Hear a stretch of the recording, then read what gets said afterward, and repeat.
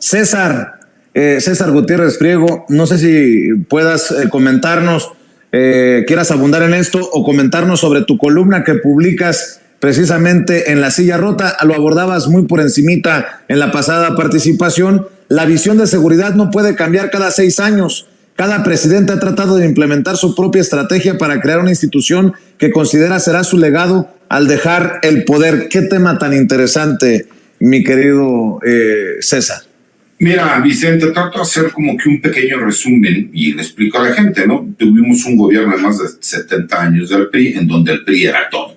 Era la presidencia de la República, todos los estados de la República y todos los municipios. Entonces había como que un orden jerárquico y además teníamos un sistema judicial distinto, ¿no? Que supuestamente era mixto, pero realmente era inquisitivo. ¿Qué significa esto? Que si la autoridad te acusaba de haber cometido un delito, tú eras quien tenías que demostrar que no lo habías cometido, y eso podía tardar años.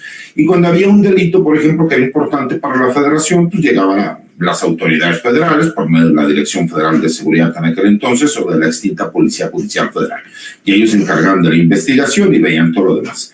Pero recordemos que a finales de los 70, principios de los 80, se inician los diputados plurinominales y realmente empieza a haber cambios de gobierno en los diferentes municipios y estados de la República por ahí de los años 90, finales de los 80, principios y mediados de los 90. Y ahí es donde empezamos a ver una complejidad y una problemática respecto a que la Policía Federal ya no tenía un orden jerárquico cuando era, pues obviamente, todo el PRI en este país. Y cómo van evolucionando las diferentes instituciones, ¿no? Teníamos, si bien es cierto, una Policía Federal de Caminos, que era nada más para los caminos y carreteras del país, pero no teníamos una Guardia Nacional como la tenemos el día de ahora, o una Policía Federal, o una Policía Federal preventiva, porque la seguridad pública no se manejaba de esa forma.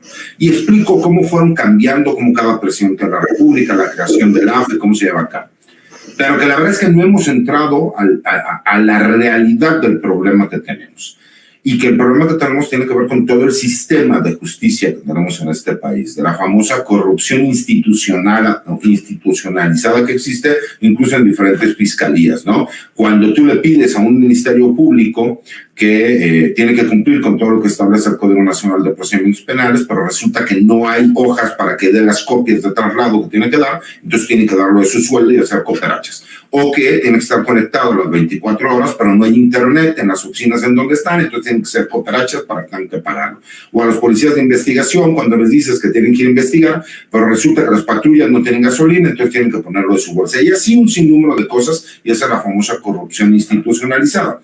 Y que si nosotros en este momento realmente queremos tener un cambio, lo que tenemos que hacer es, por primera vez, hay una Guardia Nacional con el número suficiente de elementos para poder estar en toda la República Mexicana. Recordemos que México es un país muy grande y tenemos muy pocos policías. No cumplimos ni con el mínimo que señala la Organización de las Naciones Unidas respecto a cada 100,000 habitantes, ¿no?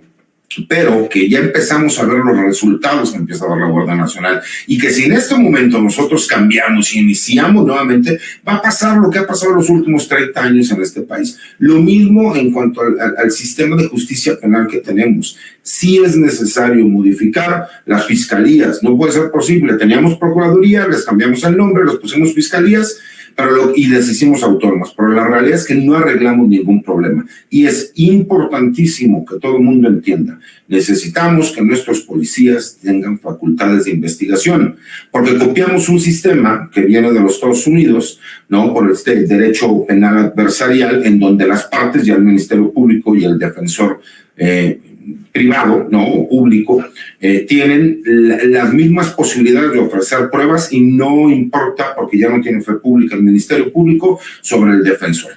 Pero tenemos el grave problema de que la investigación sigue siendo monopolizada por el Ministerio Público. Cuando las policías, ¿y cuál es la diferencia con los Estados Unidos? Todo el mundo ha visto alguna serie de La Ley y el Orden, o la que ustedes me quieran llamar. Y ven que los policías hacen investigaciones y llegan con los fiscales y les dicen, esto es lo que tengo, podemos ir a juicio, y el fiscal le dice si pueden ir o no pueden ir a juicio. En México los policías, salvo honrosas excepciones de algunos estados y municipios de la República, no tienen facultades de investigación porque son pertenecientes a la seguridad pública. Quienes tienen facultades de investigación son los policías, ¿no?, ministeriales o los policías de investigación de las fiscalías. Y ahí es donde rompimos con este sistema, que además nuestro sistema es un sistema de leyes que prioriza la ley sobre la justicia. Entonces creo que es muy importante, creo que a la gente le puede gustar, creo que es muy interesante y creo que es un tema que deberían de abordar realmente los políticos y que en este último debate creo que varios de estos puntos serán tocados. Claro que sí, mi querido César Gutiérrez Priego, ¿en dónde te apoya la gente que está viendo Sin Censura en redes sociales y tus columnas? Mira, la red social que más utilizo y que yo personalmente manejo es X, anteriormente Twitter, que es @CésarGutiPri. He estado subiendo algunas videocolumnas, ¿no?, al blog de información de seguridad nacional Campo Marte, y obviamente a mi página de internet que se llama César Gutiérrez Priego. Y obviamente todos los martes en las participaciones que tenemos aquí con los compañeros, con Paco y con Pepe, que lo cual es un placer poder estar con ellos, y pues, un saludo a todas las personas que nos ven, un abrazo a ti, mi querido Vicente. Claro que sí, el abogado César Gutiérrez Priego, los maestros Francisco Paco Cruz